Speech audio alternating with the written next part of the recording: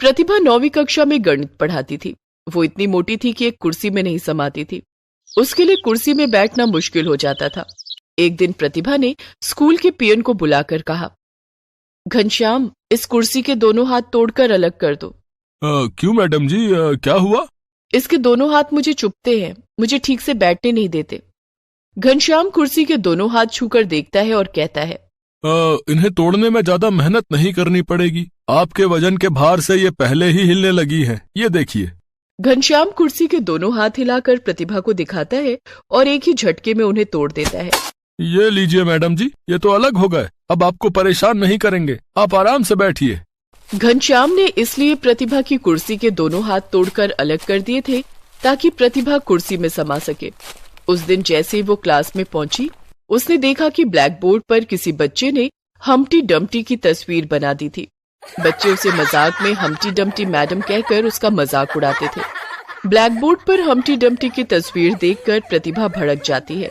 वो गुस्से में बोली, ये हम्टी डम्टी की तस्वीर किसने बनाई है?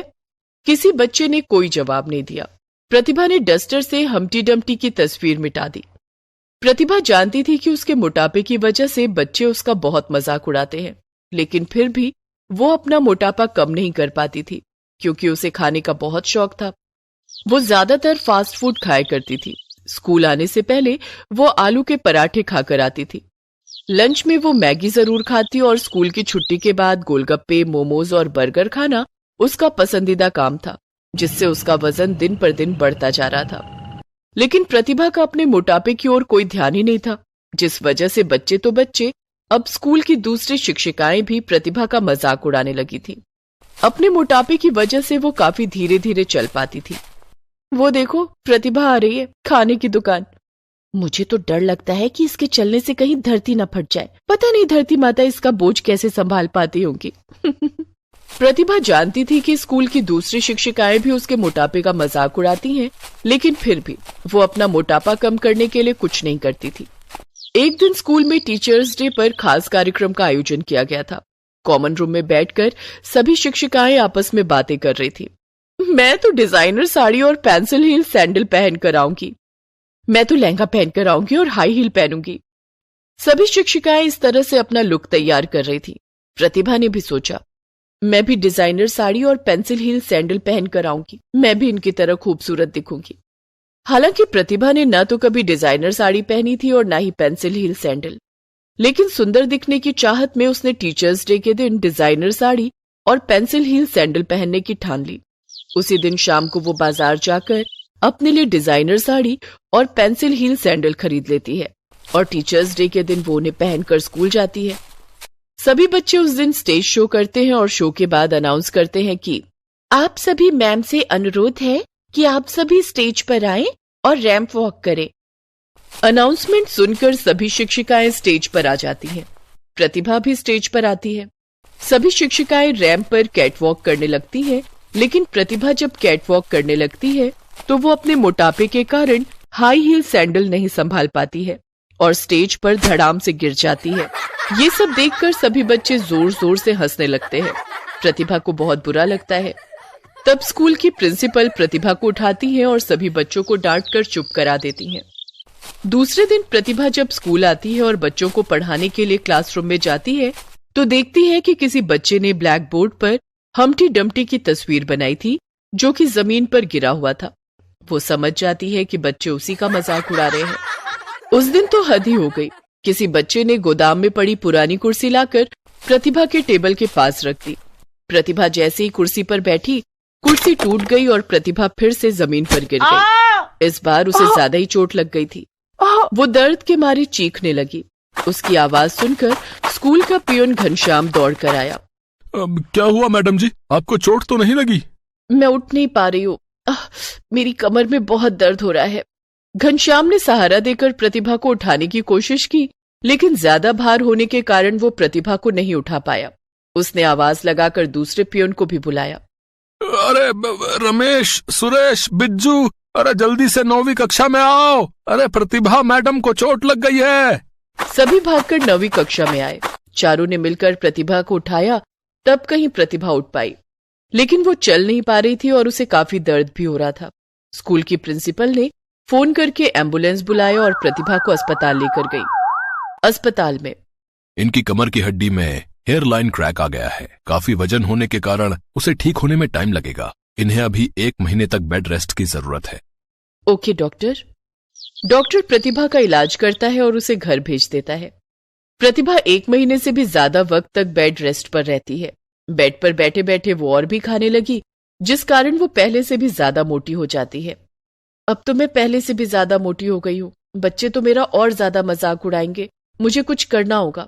इस बार टीचर्स डे पर मैं पतली होकर रैंप वॉक करूंगी। प्रतिभा प्रिंसिपल से कहकर कुछ दिन की छुट्टी और मांग लेती है।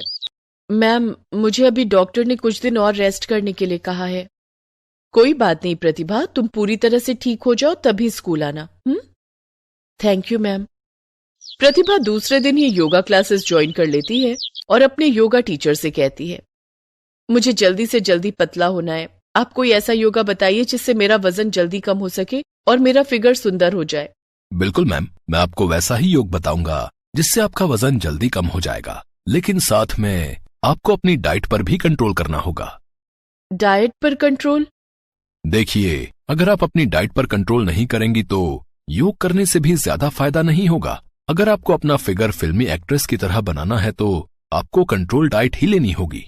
ठीक है, मैं कोशिश करूंगी। उस दिन से प्रतिभा योगा क्लास करने लगी और अपने योगा टीचर के बताए हुए डाइट को फॉलो करने लगी। लगभग 1 महीना बीत जाने के बाद प्रतिभा ने अपना वजन थोड़ा बहुत कम कर लिया था। 1 महीने बाद जब वो स्कूल पहुंची तो उस दिन भी बच्चों ने उसका मजाक उड़ाते हुए ब्लैक बोर्ड पर लिख दिया था कि वेलकम बैक हम्टी डम्टी।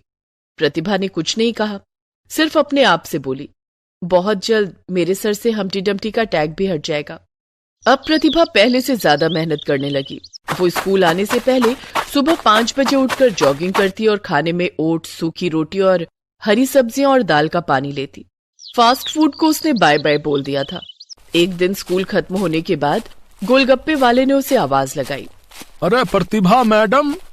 हाँ भैया, बोलो कैसे हो? मैं तो ठीक हूँ मैडम, लेकिन लगता है आप हमारी दुकान का रास्ता ही भूल गई है। आजकल गोलगप्पे खाने नहीं आती। हाँ भैया, अब मैंने ये सब खाना छोड़ दिया है।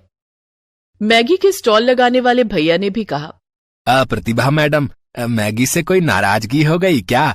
नहीं भैया, मैगी से कोई नाराजगी नहीं है, बस अपना वजन थोड़ा कम करना है।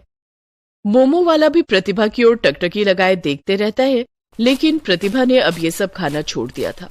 अब स्कूल की छुट्टी होते ही प्रतिभा सीधे योगा क्लास पहुंच जाती और योगा करती। कुछ दिनों के बाद स्कूल में गर्मियों की छुट्टियां हो गई। वजन कम करने के लिए मुझे अब और वक्त मिल गया है। इस 1.5 महीने में मैं अपना वजन काफी घटा लूंगी। गर्मी की छुट्टियों में प्रतिभा ने खूब पसीने बहाए और खूब जॉगिंग की, रनिंग की और योगा किया। वजन घटाने के लिए वो घर में झाड़ू पोछा भी खुद करने लगी। 1.5 महीने के बाद जब स्कूल खुला तो सभी बच्चे, शिक्षिकाएं और प्रिंसिपल सभी प्रतिभा का फिगर देखकर हैरान थे। प्रतिभा काफी पतली हो गई थी, या यूं कहें कि वो कामिनी काया की मालकिन हो गई थी। बच्चों ने ब्लैक बोर्ड पर बनाई हुई हम्टी डम्टी की तस्वीर मिटा दी। प्रतिभा के लिए अब नई कुर्सी आई जिसमें कुर्सी के दोनों हाथ सही सलामत थे। लगभग 1.5 महीने के बाद फिर से टीचर्स डे का दिन आ गया। इस बार भी स्कूल में कार्यक्रम था। इस बार भी प्रतिभा ने डिजाइनर साड़ी और पेंसिल हील की सैंडल पहनी थी, लेकिन इस बार वो सबसे सुंदर लग रही थी। अब वो पहले की तरह धीरे धीरे नहीं चलती थी। पेंसिल हील में उसने स्टेज पर कैट वॉक किया, जिसे देखकर सभी बच्चे मंत्रमुग्ध हो गए। प्रतिभा को बेस्ट ब्यूटीफुल फिगर का अवार्ड भी दिया गया। बच्चों ने प्रतिभा से माफी भी मांगी। प्रतिभा ने सभी बच्चों को गले से लगा लिया और हंसते हुए बोली, वैसे हम्टी डम्टी भी बुरा नाम नहीं है। सभी बच्चे हंसने लगे।